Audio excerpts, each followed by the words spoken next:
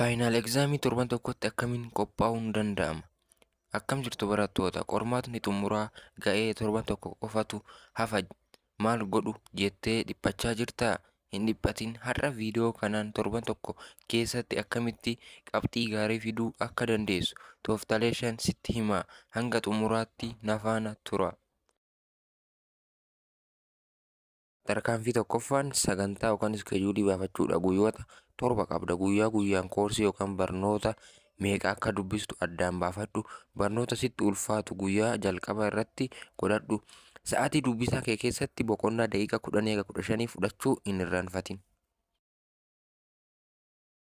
Tarkaanfii lammaffaan qabxiiwwan murteessoo addaan baafadhu. Torban tokko keessatti kitaaba guutuu word by word dubbisanii fixuun hin danda'amu. Barnoota keessaa qabxiiwwan parsantii 80 qormaatni kan irratti xiyyeeffatu samarii xumuraa cuunfaa boqonnaa foormulaawwan adda addaa giraafii adda addaa irratti xiyyeeffata. Kanaafuu xiyyeeffannoo keessaa godhi. Samarii yookaan nootii barsiisaan keetii xiyyeeffannoon dubbisi.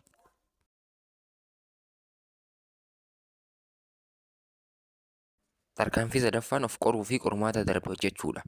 Tooftaa hunda caalaa bu'aa qabeessa jedhama. Egaa dubbistee booda kitaaba cufii maal akka dubbiste of gaafadhu. Akkasumas paast egzaamii yookaan qormaata darbe hojjedhu kun akkaataa gaafiin itti dhiyaatu si agarsiisa. Ofitti amanamummaa kees ni dabala.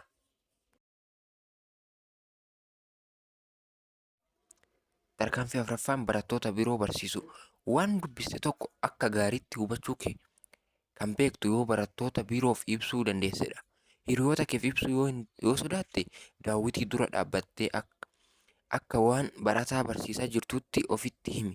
Kun yaadni sun sammuu keessatti akka turuuf godha.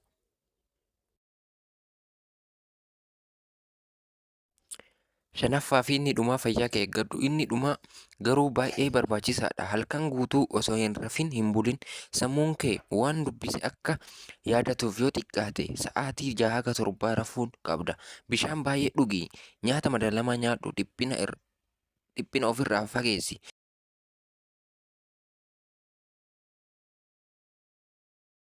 Torban tokko yeroo gabaabaa fakkaatus yoo sirnaan itti fayyadamte jijjiirama guddaa fiduu dandeessa.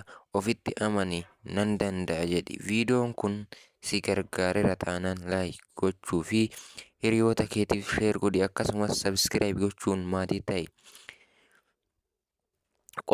Qormaata kan milkii siif haa ta'u. Nagaatti.